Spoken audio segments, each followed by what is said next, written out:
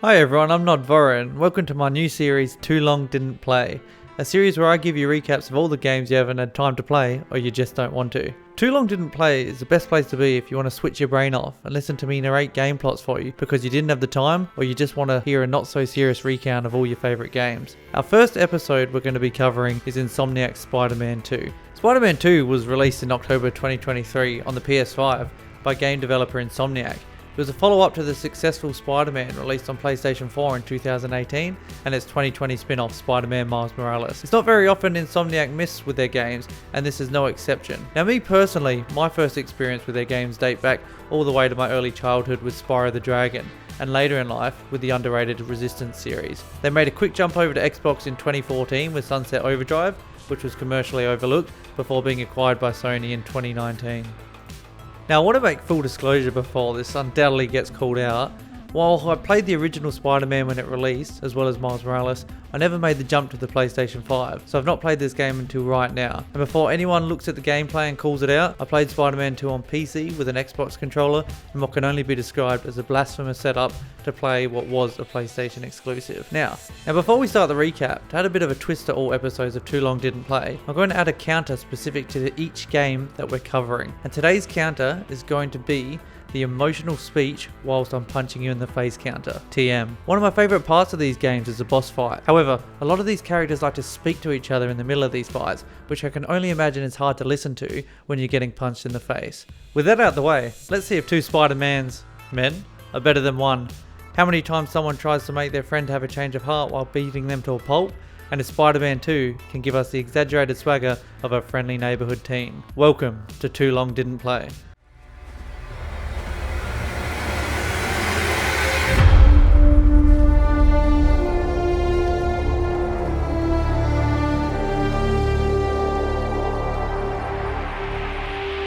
Our recap starts with a recap delivered by Peter Parker and Miles Morales. Peter tells us how much he loves his partner MJ. Wait, who the hell is that guy? Now if you're like me and only played the original game when it released, you'd be shocked by Peter Parker's face here. This elongated neck version of Tom Holland is actually a new design to Peter Parker, which Insomniac updated when they remastered Spider-Man 1 to the PlayStation 5 in 2020. During this playthrough, this took me way too long to get used to. Now back to the recap. Not Peter Parker quickly recaps the events of the first game, where he stopped Dr. Octopus from destroying the city. Second Spider-Man Miles Morales then gives us his recap to catch us up to everything we need to know for this game, which is basically his father was killed by villain Martin Lee, also known as Mr. Negative. The recap ends with Miles explaining he struggles to balance his identity without Spider-Man. Now we jump forward to 2 years ago. Confusing, right? Where a sick Harry Osborn is standing in a lab when Dr. Connors, previously known as the Lizard, looks at him quite concerned. Harry's staring at a large water tank that contains a mysterious substance. Harry's dad, Norman Osborn, enters and tells Harry his treatment is ready. Harry makes his dad tell him if his treatment doesn't work, he'll take him out. Norman doesn't agree to this and he dodges the question. Norman and Harry embrace when Harry is infected by this mysterious black substance. The scene cuts to show Harry in the tank being held cured, I guess, by the substance, what looks to be a magician's worst nightmare. I'm not the most knowledgeable on Spider-Man lore, but I am going to plead ignorance on what this substance actually is until the plot reveals it later in the game, as even though most of the marketing for this game spoiled it, the story decides to play this off as if we don't know what is treating Harry. So for now, let's just say this substance helps Harry through a symbiotic relationship. We cut to the present day and Miles Morales is in class. He's procrastinating work and says hi to his friends Genki and Haley. His teacher, who's a long-necked Peter Parker, comes in looking like a brontosaurus. Peter immediately loses the interest of the class when Miles sees a sandstorm forming out the window. Miles asks Peter to go to the bathroom, but quickly returns and asks Peter, who's his teacher, for help. In the bathroom, Peter runs out to help him. Miles, I need this job. If the principal comes back and sees I'm gone, I'm gonna get fired. Yeah, I think that'd be the least of your issues, Peter. Now rather than go to the bathroom, the two Spider-Men web up to the roof and Miles shows Peter in the distance that Flint Marko, aka Sandman, is rampaging through the city. This kicks us into Spider-Man 2's smooth web-slinging gameplay as both Spider-Men travel to get Sandman. As we're swinging through the city, we realise our hunt for Sandman might go quicker if Flint knew how to play Marco Polo. I think we found him! Marco! You're supposed to say Polo. When we finally arrive, Spider-Man attacks. It's ineffective when Sandman hurls him like Tom Brady into the nearest building. A chase ensues in an epic sequence with the two Spider-Man teaming up to save civilians before fighting a bunch of mini Marcos. Spider-Man gets overwhelmed by the large Marco. When normal sized Marco emerges, Spider-Man gives him the Wicked Witch treatment. Peter gets overwhelmed when Miles saves him, which cues our first character swap as we continue the battle as Miles. After getting pegged across the city again, Miles continues to battle mini Marcos when Sandman tries to eat Miles. Peter kicks a water tank into his mouth that turns him into twisters. This is where the web wings get introduced, as we fly across the city and through a tornado to get back to Marco. And this is exciting, because this is where we get to tally up our first number on our emotional speech while I'm punching you in the face counter. You gotta calm down, Marco! Innocent people are in danger! You care about them, but not me. They wouldn't listen to Marco, but they can't ignore Sandman.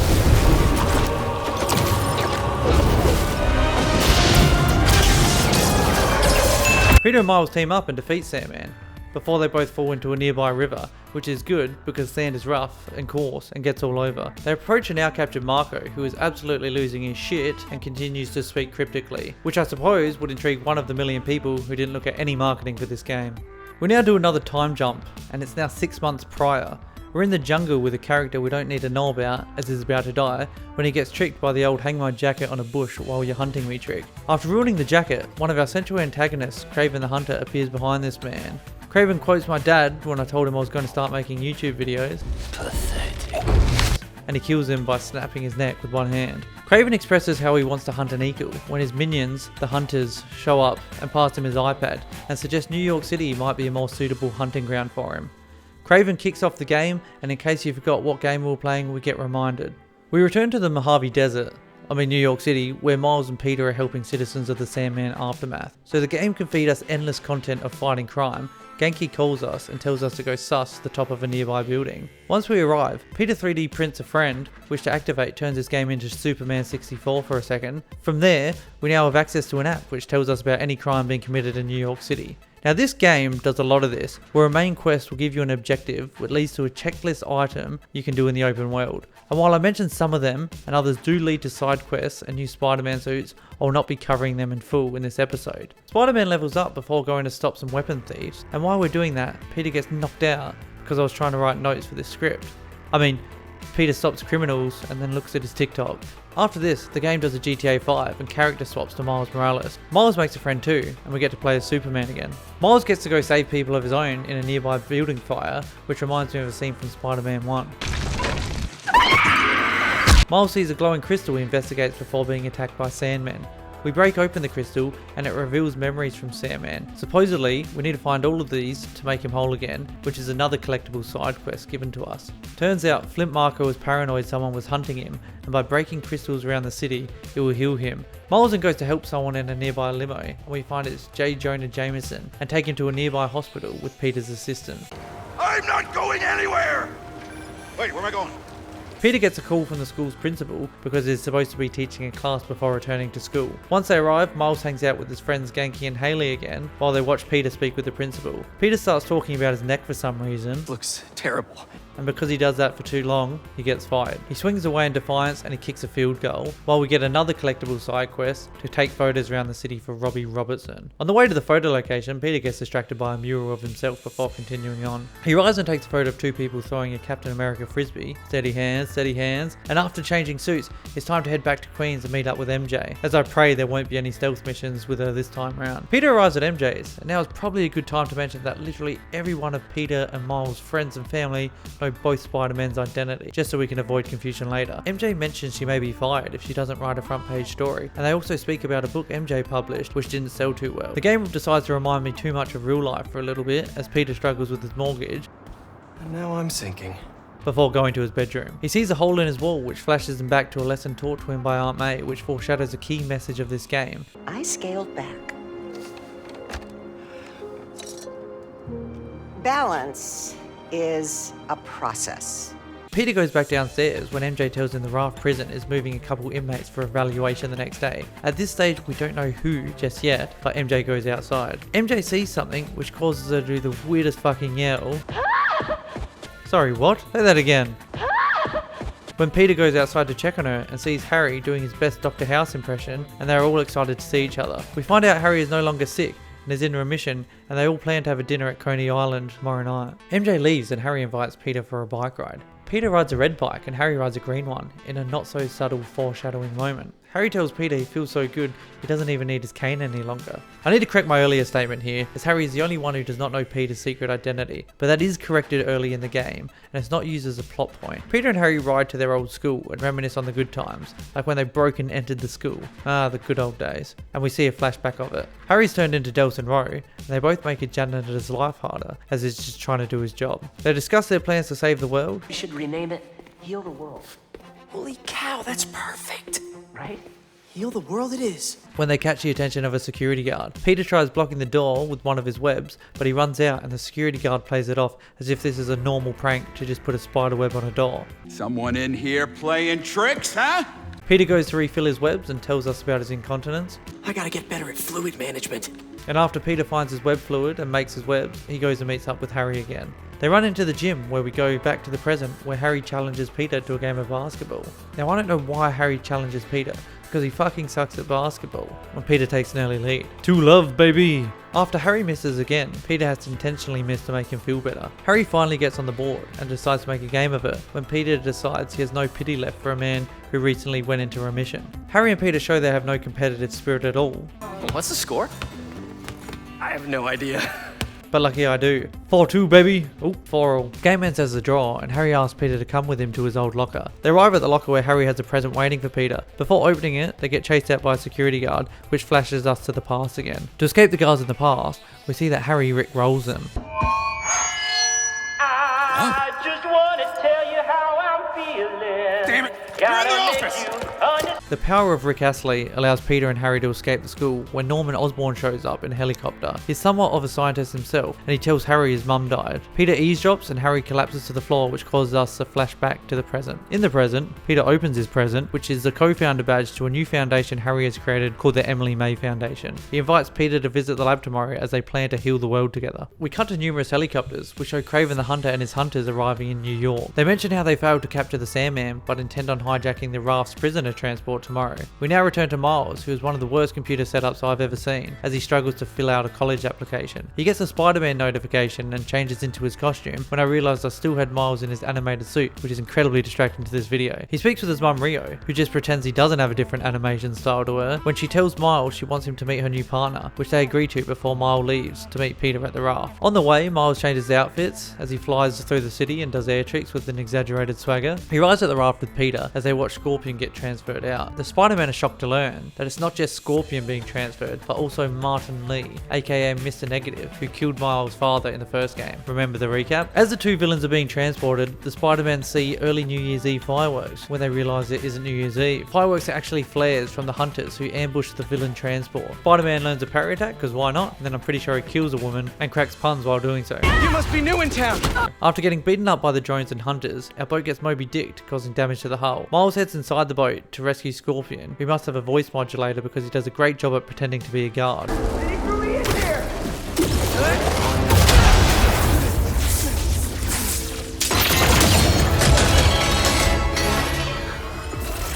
Thanks a million, kids.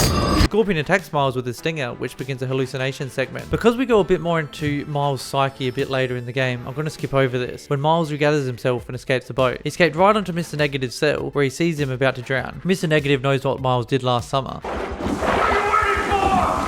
But before Miles can save Lee, his electricity turns blue, which from Lee's perspective, looks like Miles is going to let him drown. The hunters interrupt and take Lee, while the Spider-Man escape the boat and see nearby civilians in danger. Miles shows us why it would be an asset on a riverboat holiday.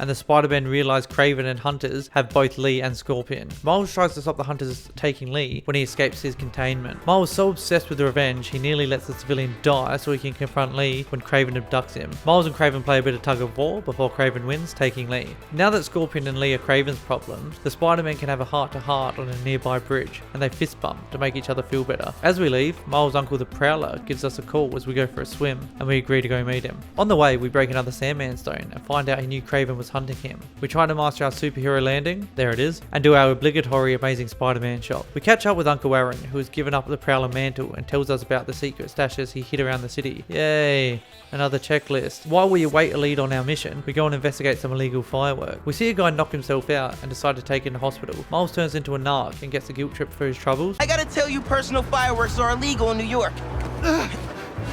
We didn't know. They're for our brother, Lex. We lost him a few years ago and...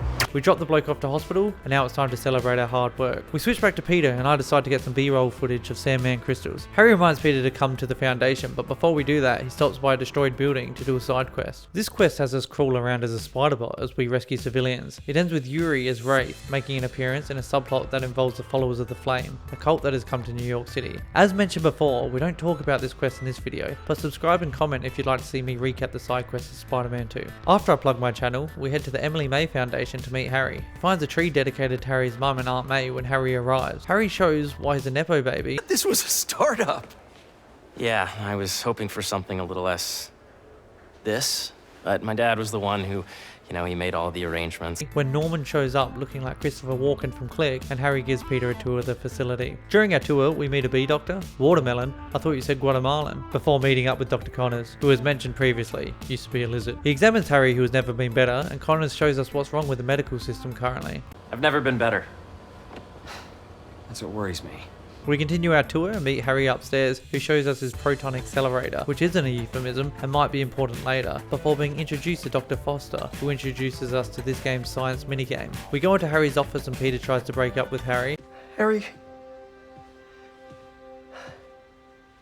this is all so amazing. It's perfect, really. It's just... things are really hectic right now. But luckily Harry guilt trips Peter. Let's make my mom and May proud, huh? And he agrees to join the company. They both hug and Harry shows Peter a celebration, which would have been incredibly awkward if Peter had said no, and Harry gives Peter some Aunt May wisdom. It's all about balance, right? Peter gets a message from Miles saying he has a lead on Lee and Scorpion and directs Peter to a signal he received. There was an initial part to this quest where we found the hunters have a cloaking tech that makes their hideouts invisible, but that was merely a setup to another open world activity, so I decided to skip it. We arrive at the hunter's lair and Peter hears Kraven speaking on the radio. It's here he learns Kraven is leading the hunters. We do an obligatory stealth section and find a CCTV terminal which shows Peter Kraven is hunting something in New York, which is information we know, but our character needs to be caught up on. Spider-Man tries to stand up being Batman for a bit and uses this very simple tech to create a new type of stealth web. Okay, I guess. We continue our search and find Kraven's lab where we find he's studying Lee's blood and Scorpion's suit. We find a secret entrance behind a wall. As we continue sneaking around, we find out Kraven is hunting Black Cat, who's Peter's ex-girlfriend. When Peter is snuck up on by a dog, because he can't help himself, he starts punning out and verbally taunting a dog, even though he can't understand him. Never gonna win Best in Show with that attitude. He then beats it to a pulp. While Peter beats the shit out of people, I'll explain to you all now that Peter currently thinks Kraven is recruiting villains for a hunt including Black Cat. This will be rectified shortly. After the fight, Peter finds some of the clearest CCTV footage I've ever seen, where he watches Kraven kill Scorpion with his own stinger. Spider-Man finally puts two and two together and realizes Kraven isn't putting together some sort of suicide squad, but is actually hunting them, trying to find worthy prey, but there's more on that later. We cut back to Miles, who's doom scrolling, trying to find Lee, when his mum bursts into his room without knocking. Even though he wasn't on any adult website, it definitely makes it look like it. Miles bails on his mum again, so she decides to look through his internet history. We're playing as Miles now, where Peter calls him and gives him the update on Kraven. He asks Miles to check on Black Cat in a poor excuse the developers needed put in to justify making us play as Miles again. She won't listen to me if I say she's in danger. But maybe she'd listen to someone she doesn't know. We arrive at Black Cat's and go Arkham Detective mode, and then Fallout 4 wire connecting mode. All this game mechanic swapping leads us to a hidden safe which tells us Black Cat is after the Wand of Watum. We follow some hunters to the Sancto Sanctorum, and MJ tells us the wand will give the power to create portals to wherever we think of. We see Black Cat has found the wand, and after suffering from WD, is able to run away from us using her portals. This leads to a very impressive segment where we chase Black Cat through New York City as we enter in and out of portals. It takes us through all different areas of New York, and I think Antarctica, maybe? We finally track down Black Cat, who refuses to help us so she can go help her girlfriend in Paris. We help her Bioshock Infinite her way to Paris, and in my original script I had a joke about the cake being alive, but it was too obvious and I just couldn't make it work. Once she's gone, Miles tries using the wand to get to leave, but Wong takes his wand back. To continue driving the story, Genki calls Miles to tell him to head to Coney Island, as Mysterio has been released from prison and is unveiling something there. Before going to the fair, Miles decides to stop in Central Park and help a woman who has lost her father. We track him down using his asthma inhaler, because I guess that's something we can do, and we eventually find him where he tells us about how he met his wife and that he's aware he's suffering with dementia. Then Spider-Man, I know I'm fading. It's scary as hell. Thought I'd be ready, but nothing gets you ready. Nothing. When I'm here, it's like she is too. Following this, I stopped playing to call my grandparents, but once I hang up, Miles flies to Coney Island. We arrive at Coney Island to meet a reformed Mysterio advertising his new attraction, the Mysterion. Miles volunteers himself as we enter the Tron universe when Miles turns into a member of Daft Punk and we start playing a music rhythm game, which he sucks at.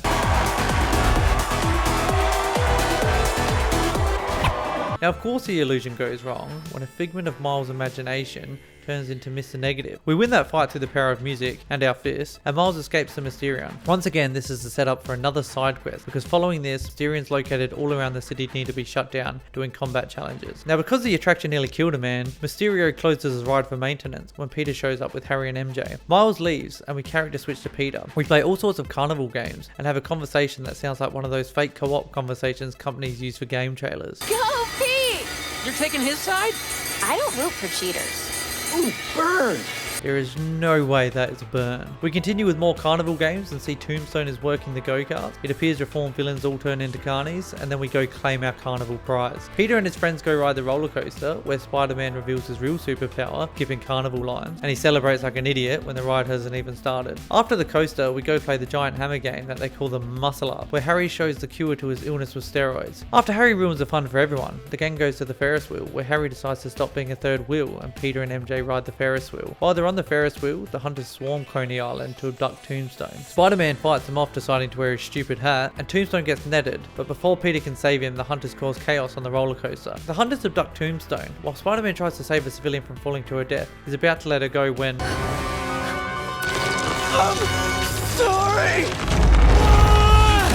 We find out Harry has superpowers? Who would have thought? Harry and Peter save the day and share superpowers and identities on a nearby roof. Harry explains his treatment is like an exosuit, but a real handsy exosuit, and they agree to work together, and Spider-Man leaves. And this ends Act 1. And that's where we're going to end part 1 of Too Long Didn't Play today. Now who would have thought that my recap of a game was going to be too long for one video? I sure didn't, hence why I hand-fisted this part in. Now, subscribe to the channel if you don't want to miss part 2, which will be out later this week because I filmed them back to back, where we'll find out what Harry's suit actually is and how many emotional speeches characters can give while punching someone in the face. Thank you all so much for watching episode 1. Please let me know in the comments what you thought of the video, as I'm always looking for ways to improve, and if you want the side quest of Spider-Man 2, please let me know. I hope to see you all around. I've been Nodvoro, this has been Too Long Didn't Play, and you've been great.